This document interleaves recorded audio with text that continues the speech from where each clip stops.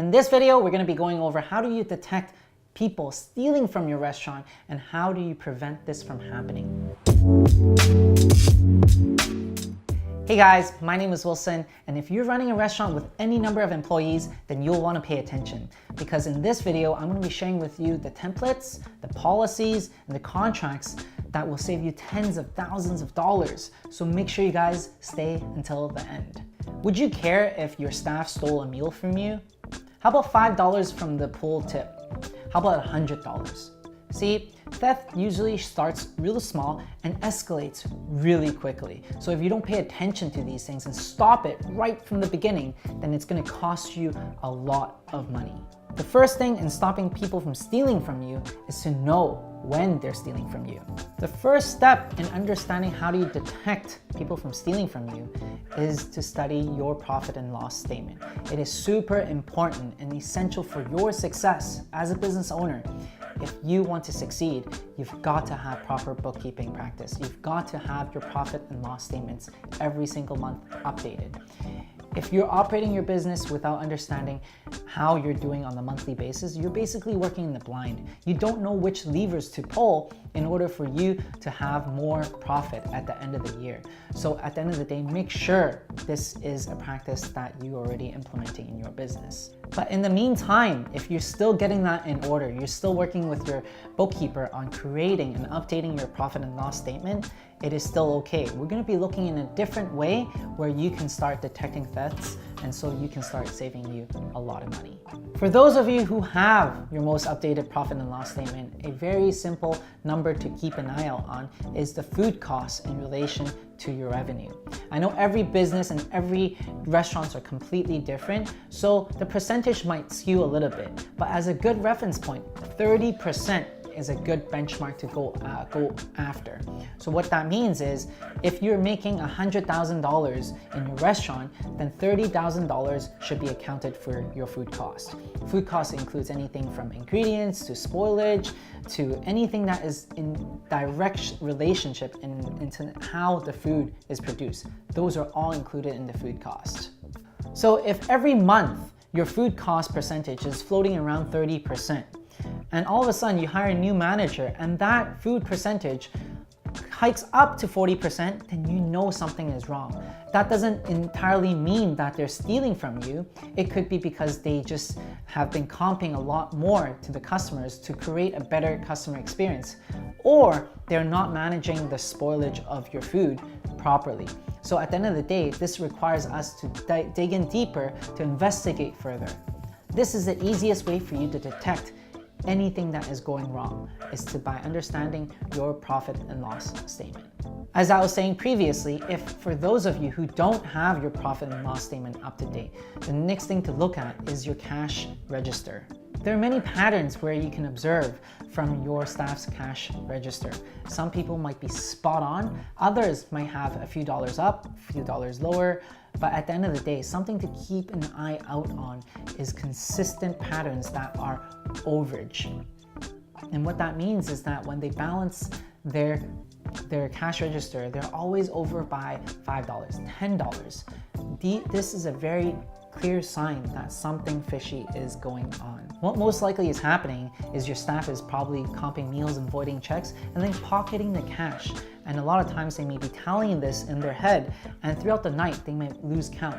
So a lot of times they much rather be over than under, and which is the reason why if there is consistent overage with your staff's cash account and cash register, then something fishy is definitely going on.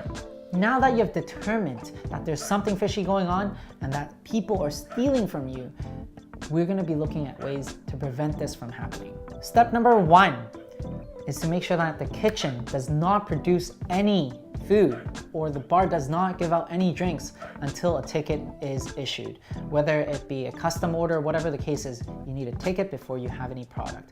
A lot of staff, they take advantage of the ambiguity from the front house to the back house. And through this ambiguity, they're able to take advantage and steal from you. So make sure that your staff understands that there are systems in place, understands that if there's no ticket, nothing is being made. This would save you thousands of dollars. Step number 2 in preventing theft from your restaurant is to make sure that whoever is touching the cash is responsible for that cash register only, okay? So a lot of people, because there's multiple people touching the cash and touching the cash register, there's ambiguity. They can blame it on other people. So the best way to prevent this from happening is to make sure that each person is in charge of their own cash. And by doing this, it decreases the chance of people making dumb decisions. Step number 3, random spot checks. Majority of the time, if people are stealing from you, they are usually keeping a running tally throughout the night. It just makes things so much easier, and then afterwards, they're gonna pocket the cash. So if in the middle of the shift, you do a random spot check with them, with their cash register, with their pockets and everything, it's gonna throw them completely off, and they know for a fact that it's much more riskier and that you have these policies in place, and that would definitely decrease the chances of them stealing from you again. Step number 4, document every overage and underage and make them sign it. This acts as a very good deterrence for your staff because it makes the whole process very legitimate. And it brings to them and allows them to understand that you are paying attention, that you do care, and that would greatly decrease the chance of people stealing from you. Step number 5, install cameras in your restaurant.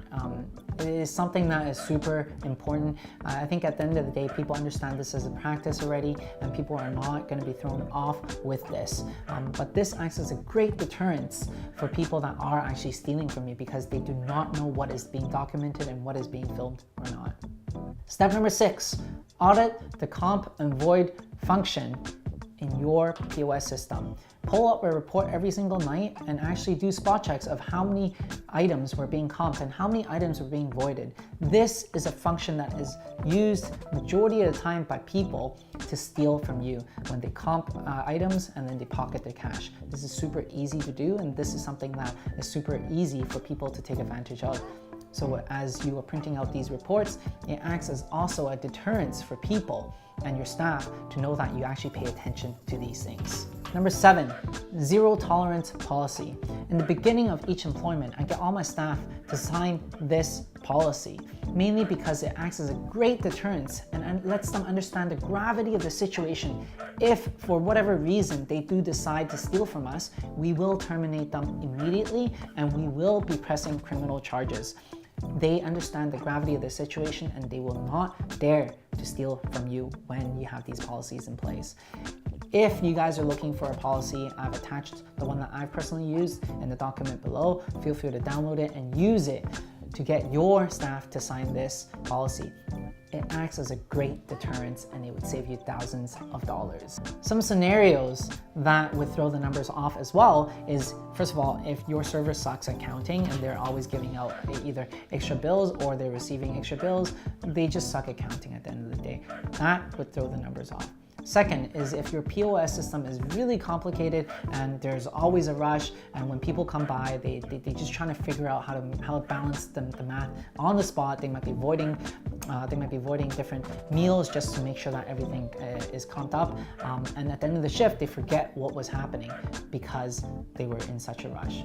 Third, it could be when people are giving them, let's say for example, $50 and they don't want their change back, and when the server just wants $10 instead of $10.52 in tips, they might just take the $10 and leave the $52 in the pot, and at the end of the day it doesn't balance out. This is due to pure laziness and just really poor practices, but at the end of the day they might not be stealing from you. So what does this all mean? Well, if you're suspecting people from stealing from you, the first step is to actually have a meeting with the suspect and ask them to explain. Let them come clean. Never accuse them of stealing from you. Ask them to explain what has happened and present the facts. You do not want to detain and restrain them from leaving your restaurant or your office if you have suspected them from stealing from you, because it's against the law to do that. And at the end of the day, you do not want to defame them because they can press charges on you. You also don't want to publicize the fact that they're stealing from you, because if you do not have sufficient proof, that they can also press charges for slander on you. Now, at the end of the day, is it worth pursuing a lawsuit if they're only stealing $50 from you, $100 from you? Is it worth your time? Is it worth your effort? And is it worth the team morale to go down because of one individual's actions. So at the end of the day, have the preventive measures in place, have the policies in place. As a professional company, your staff would not hate you for that if all these are given to them upfront.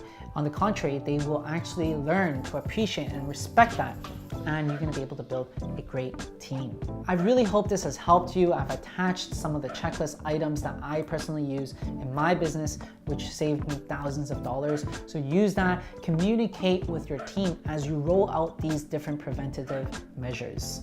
If you have any questions, leave it in the comments below. If you like this video, if you find this being helpful, smash the like button. Otherwise, subscribe along the journey. I'll see you guys in the next video.